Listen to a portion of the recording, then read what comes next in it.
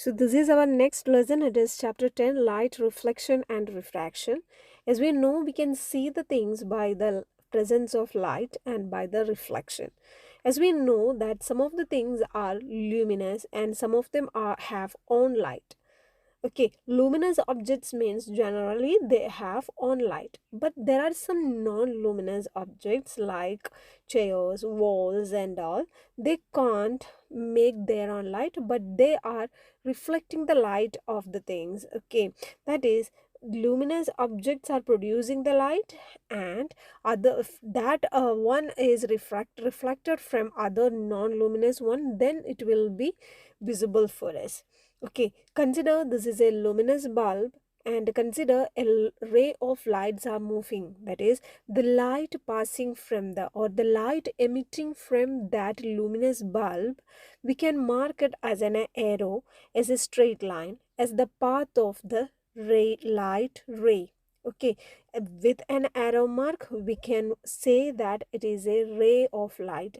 That is, a ray of light is a straight line path along which light travels, and light emitted by luminous objects travels in all directions.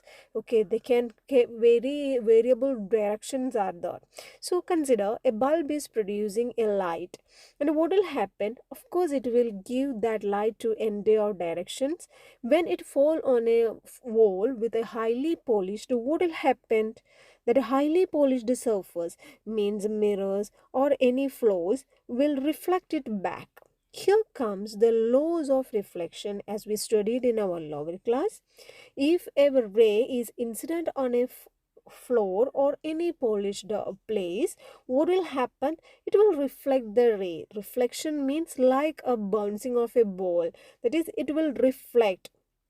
Okay, for the law of reflection, we can say that the first one is the angle of incidence is always equal to the angle of reflection, and the incident ray, the normal to the mirror, and the point of incidence are lie in the same plane.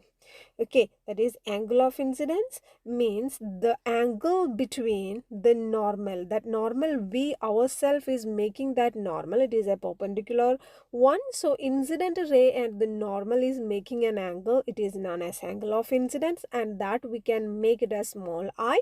And there is angle of reflection, that is angle made by the reflected ray with that normal, it is represented by R. That is, by the law of reflection, angle I is equal angle R. Angle I is equal angle R.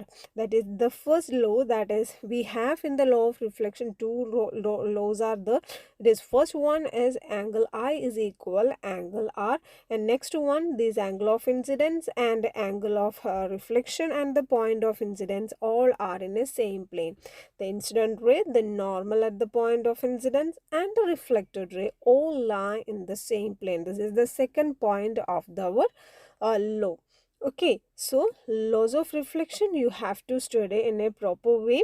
That is, incident ray, the normal, you can see in that picture itself, the incident ray, that is the ray coming from the luminous object, and its normal, that is the path or the line that we are drawing as the perpendicular way, and the incident ray and the reflected ray are in same plane. Here you can see when we tilt that one, you can see that it is a all that one as in a one plane. These incident ray, normal, and the reflected ray are lie in same plane. That is the second point of that law of reflection.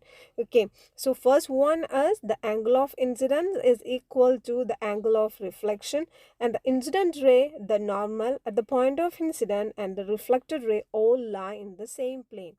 Okay.